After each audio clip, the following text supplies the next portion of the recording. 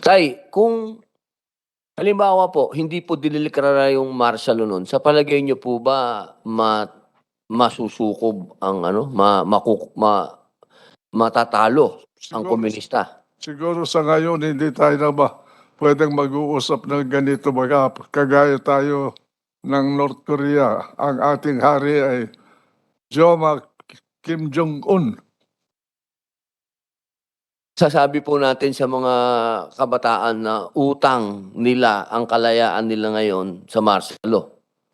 Hindi utang, responsibilidad ng Estado na pangalagaan ang kalayaan ng bawat isa't isa sa atin. Yung pong martial law ang nangalaga ng kanilang kalayaan na tinatamasa po ngayon. Yun ang paningin ko. Opo. Kaya lang, na-revive dahil kay Cory.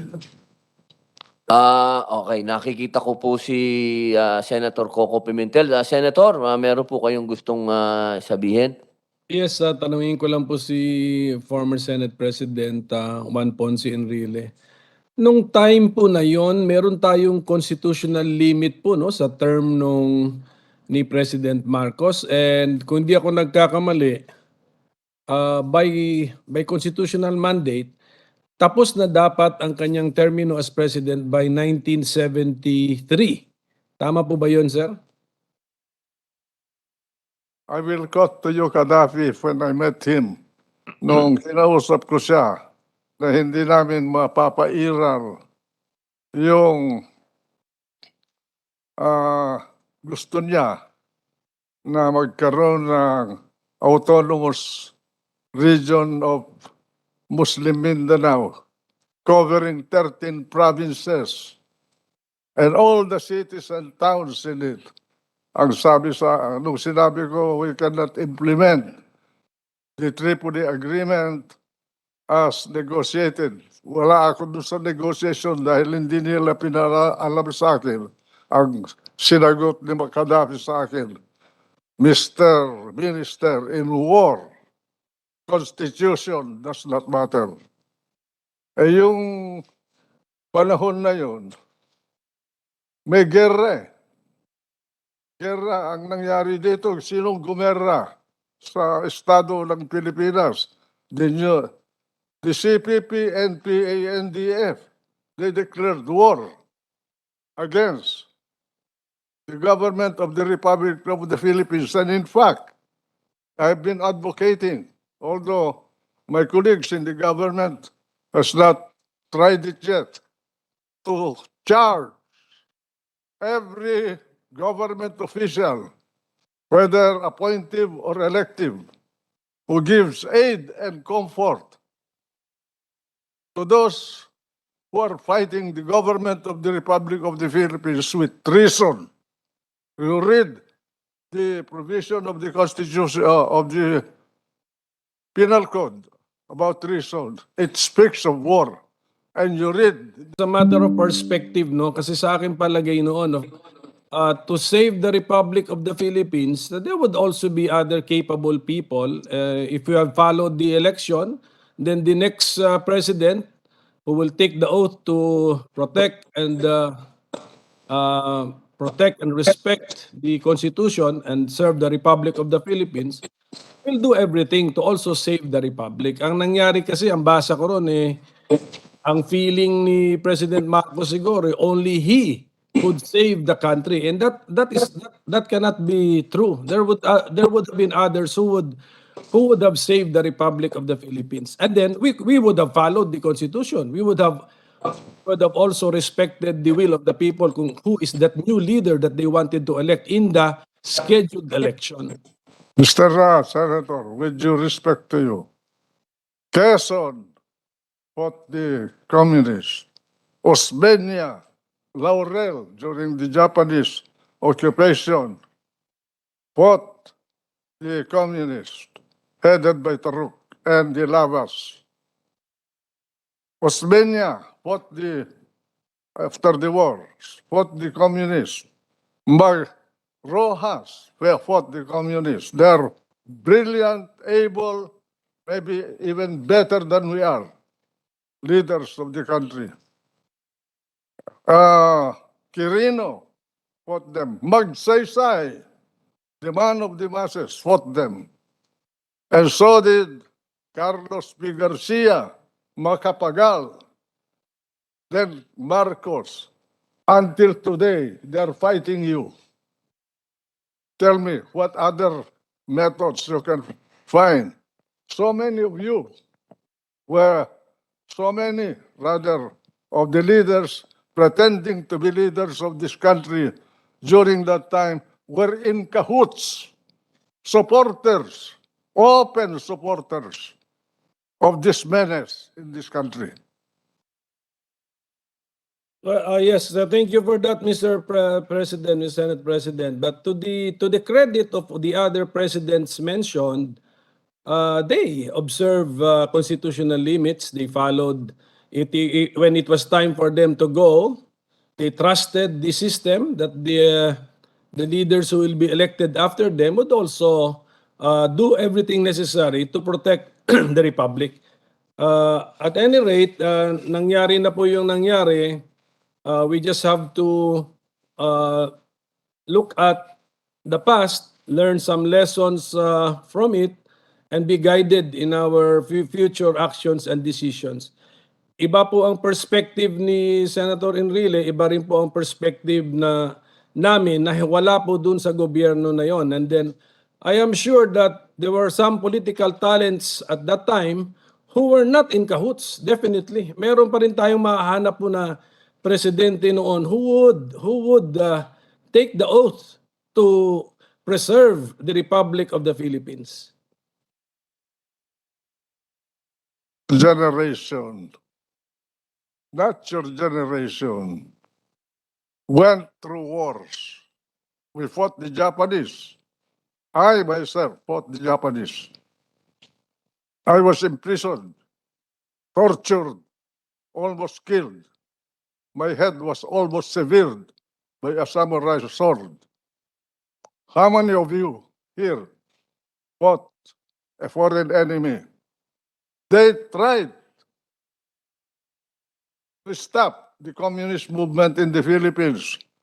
In spite of all their war experiences, battle-tested experiences, none of them were able to stop them.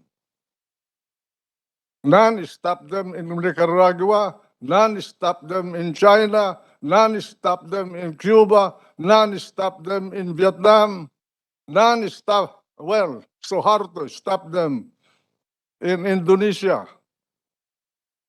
The Philippines was a brittle country. They could have swallowed it if we did not do something about it. If none of you appreciate it, well and good, but that is my position. Yes, Mr. Chairman, this will be an unending debate because it's a matter of perspective.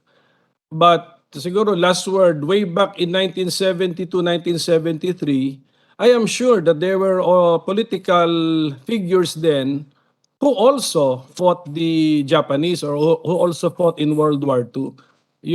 Those who were ripe for leadership, no, to lead our country. And these were the people deprived of the opportunity to present themselves to lead the country because of the declaration of martial law, the scrapping of the scheduled constitutional elections, etc. Well, that's my perspective also, Mr. Chairman. Mr. Senator, there were parts of the opposition who fought with us in the war. Manlapos, Adevoso, Banahan, to name a few, and several others. But none of them were able to stop the movement, the Marxist movement. Maybe you can if you become a president. Maraming salamat po. May karagdagan po kayo, Senator Pimentel? Well, ano kasi ito what might have been is an abstraction. Those people mentioned were never given the chance to lead the Republic of the Philippines. Kaya hindi natin masasabi. So, yung sa atin naman, Mr. Chairman, that remains to be seen sa future pa po yun. Maraming salamat po, ating pong minority leader. Ah, sa atin pong tanong kay Tatay muli, mula po sa kanyang paglalahad, ito pong ibabalik ko lang po doon sa iminungkahi ni Attorney Estelito Mendoza.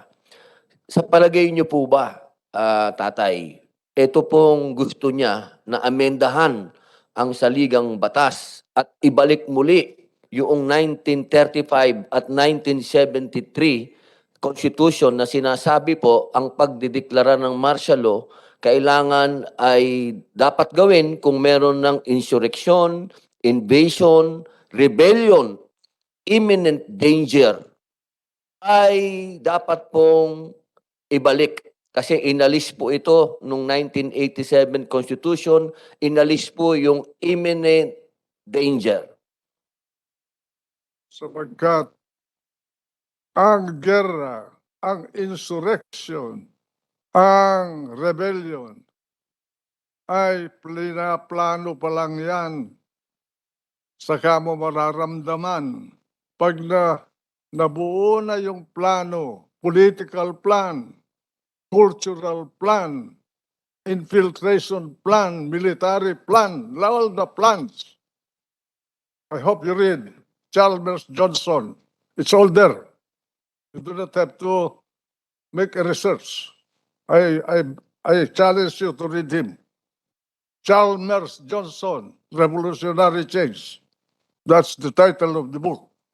If you are interested to know what you ought to know as leaders, Maraming salamat po, Tatay. Malinaw po. kailangan ibalik yung tinanggal na provision ng Constitution during the 1935 version.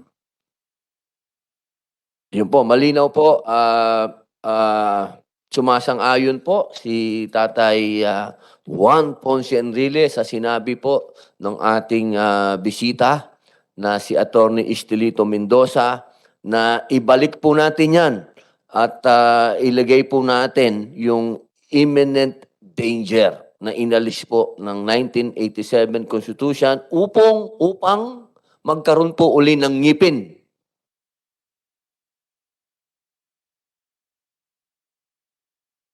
Yan